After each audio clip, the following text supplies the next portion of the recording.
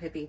And today we're just gonna do like a random tag, just answering a few generalized book questions that I got from the internet because I thought they were pretty cool. So let's start. The first question is your favorite book. My favorite book once was Moby Dick. Now my favorite book is Crime and Punishment by Fyodor Dostoevsky. My favorite author, I think this is another question that I can answer in two parts because my favorite living author is Stephen King and my favorite author dead or alive is Fyodor Dostoevsky. And then like my holy grail, my like holy trinity of authors, if you will, is Stephen King, Nora Roberts, and James Patterson. Question number 3, hardback or paperback? Paperback for sure. I don't even care to have hardbacks for collecting, for collection purposes, at least not right now, because I don't really have a lot of space to have like a legitimate collection of books. So paperbacks all the way. Paperbacks are just easier to carry. Yeah, they're more portable than hardbacks. And like reading a hardback, especially if it's a particularly big book, no, absolutely not. So paperback all the way. Is the last book you recommended to someone?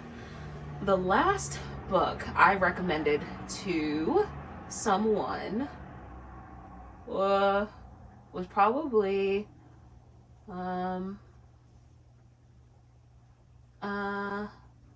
think it was the last time I think I really recommended a book like wholeheartedly to someone was to my dad, and I think it was the Harry Potter series. I recommended the Harry Potter series, and then I also recommended like with my whole ass chest, I recommended Animal Farm by George Orwell because I love that book. Love triangles, yes or no? Yes, if they're done right. If they're done properly, absolutely yes, positively yes. And like to piggyback off of this, I really love the boy loses the girl trope. I don't know why, because I love just seeing the MMC like completely lose his mind over losing the girl that he loves. Like in The Amazing Spider-Man, when Gwen was unalived.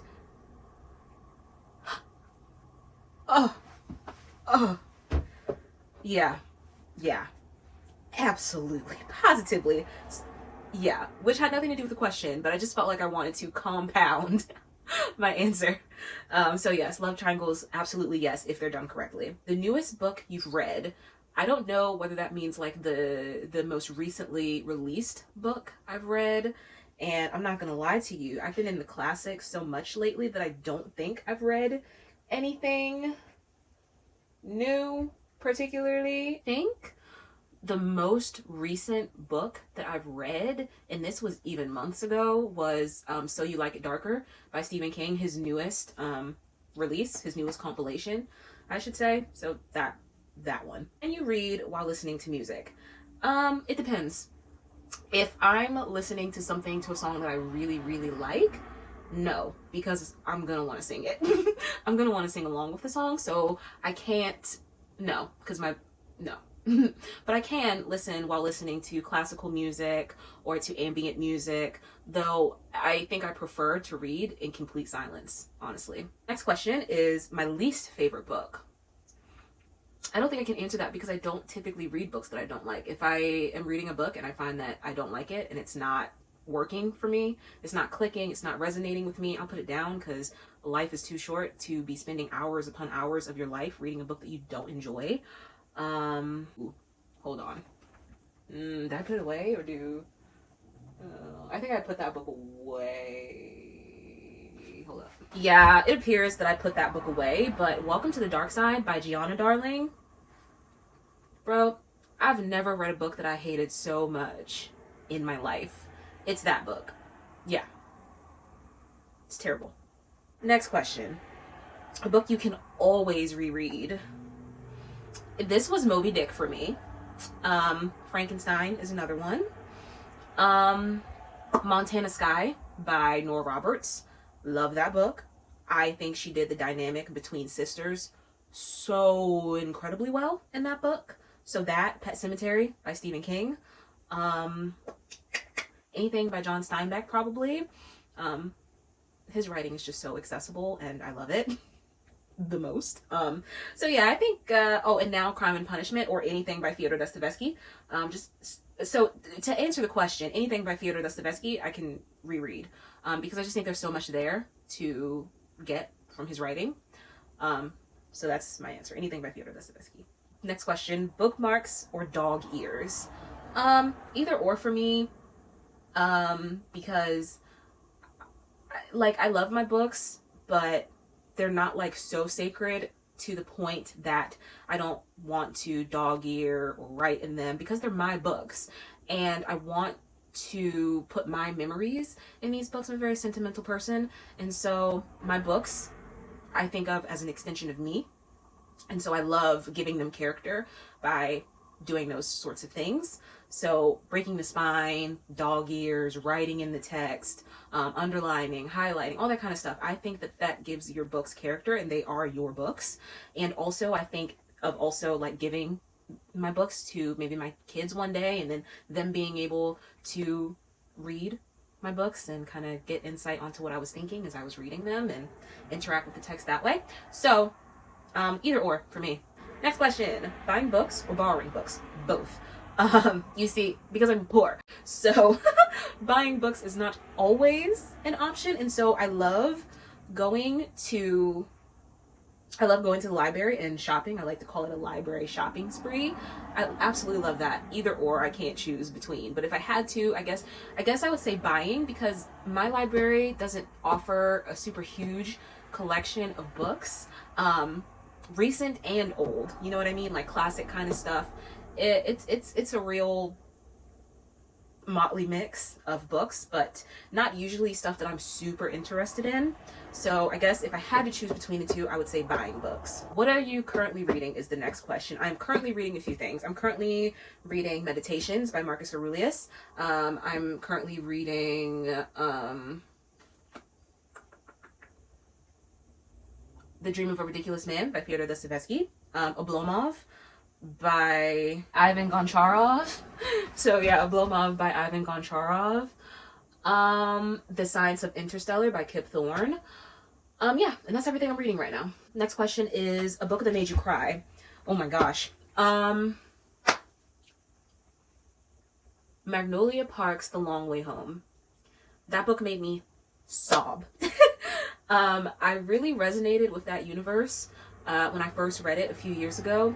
I no longer resonate, or that series no longer resonates with me, but the themes in that book of, you know, toxic relationships and just being codependent with someone that is not good for you, but you are dependent on them, is something that really resonated with me. And I think Jessa did a really good job writing that when it wasn't super uber repetitive and redundant. But that, yeah, I sobbed. Well, to double back on the book that made me cry, Crime and Punishment. Crime and Punishment made me cry. Now, a book that made me happy. Book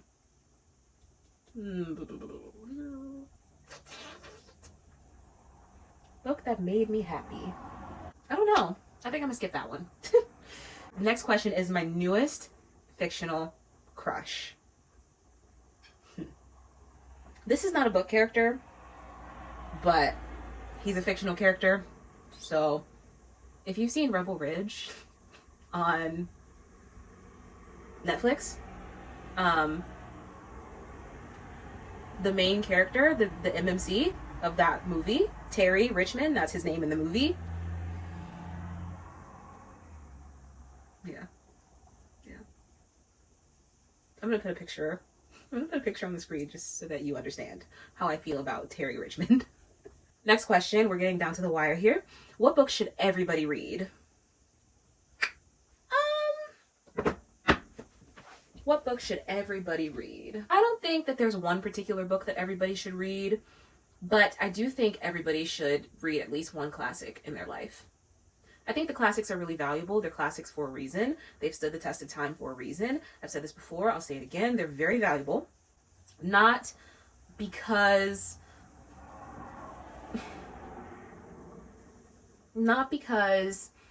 you know, people want to be snobby and say that classics are better than the rest of literature. That's not what I'm saying. I am saying that that classics have value because they oftentimes touch on the human experience, and we all, it doesn't matter what color we are, where we come from, we all can relate to the human topics that are touched upon in most, if not all, classics. I think that's what lends them the ability to stand the test of time, is that no matter who you are, you can relate to whatever is being written in the text. How do you feel about cliffhangers? I hate them. Why do they exist? Especially in a series. Like, are you insane? Are you okay? Because I don't think you are. I don't like them. Next question. One POV or multiple POVs? I think this depends on the story. Because I've read some really long books that could have done with multiple POVs if the damn story was going to be that long. Yeah. Because I kind of get tired of just sticking around with one character, especially if they're not that interesting.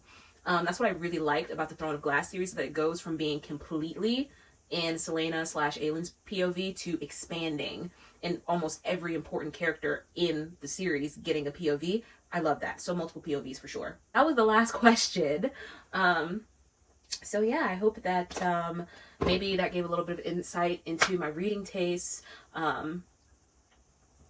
And I hope it was enjoyable, I guess. I don't know. But yeah, that's going to bring us to the end of the video. I hope you have a good day. I hope you have a good evening. And most importantly, I hope you read a good book. And I'll see you when I see you. Bye.